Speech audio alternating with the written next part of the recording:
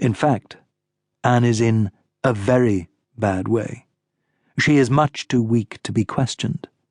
The officers in charge of the investigation have said they will call round as soon as possible.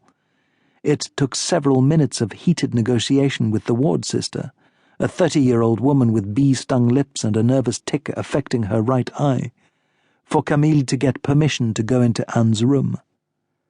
And then, only on condition that he not stay too long.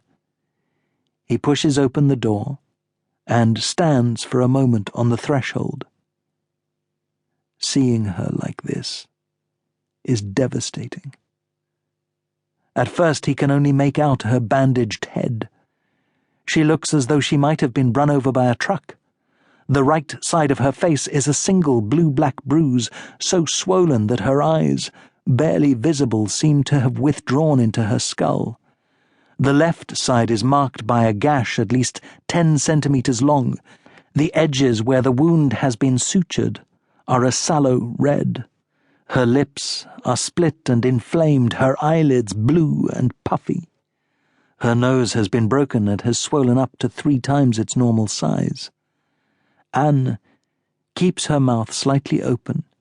Her bottom gums are bleeding, and a thread of spittle trickles onto the pillow. She looks like an old woman. Her arms, bandaged from her shoulders to her splintered fingers, lie on top of the sheets. The dressing on the right hand is smaller, and it is possible to make out a deep wound that has been stitched. When she becomes aware of Camille's presence, she tries to reach out her hand. Her eyes fill with tears. Then her energy seems to drain away. She closes her eyes, then opens them again. They are glassy and expressionless. Even her beautiful green irises seem colourless.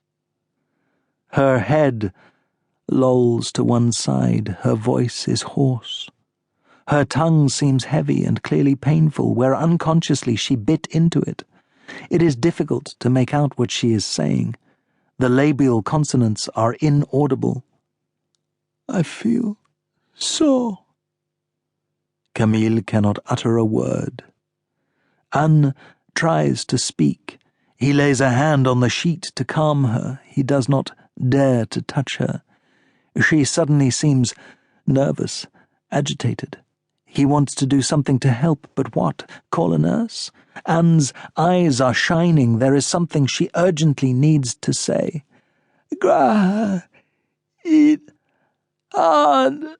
She is still dazed by the suddenness of what has happened, as though it has just happened now.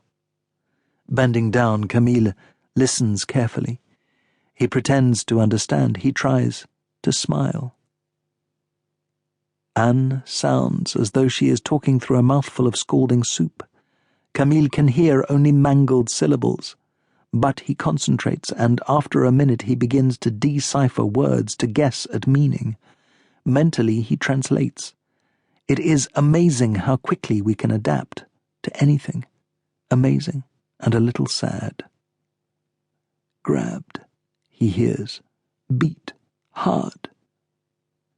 Anne's eyebrows, her eyes, grow wide with terror, as though the man were once more standing in front of her, about to club her with the rifle butt. Camille gently reaches out and rests a hand on her shoulder. Anne flinches and gives a strangled cry. "Camille," she says. She turns her head. It is difficult to make out what she says.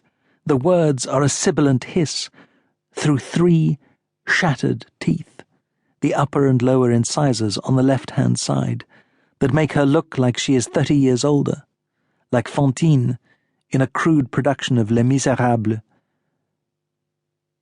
Though she has begged the nurses, no one has dared to give her a mirror. In fact, though she can barely move, she tries to cover her mouth with the back of her hand when she speaks.